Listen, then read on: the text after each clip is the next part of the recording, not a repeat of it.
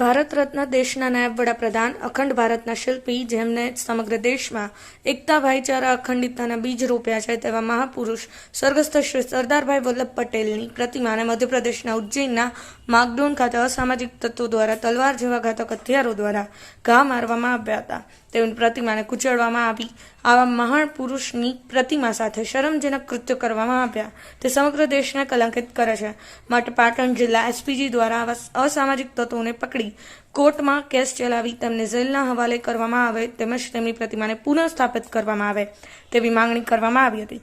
સાથે મોટી સંખ્યામાં કાર્યકરો હાજર રહ્યા હતા. Bureau report, Patan news 24, Patan. ચોક્કસથી અખંડ ભારતના શિલ્પી સરદાર વલ્લભભાઈ પટેલની પ્રતિમા માકડોન ખાતે જે તોડી પાડવામાં આવી એવા અસામાજિક તત્વોને ખુલ્લા પાડવામાં આવે.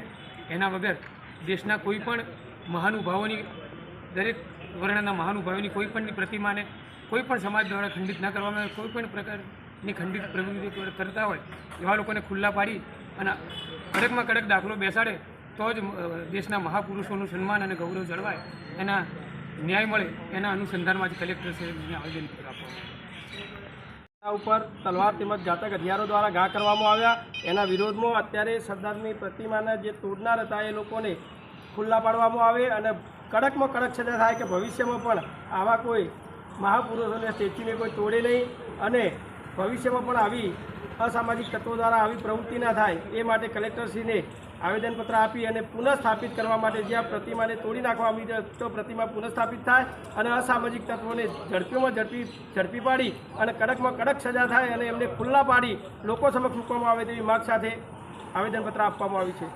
એસપીજી પાટણ.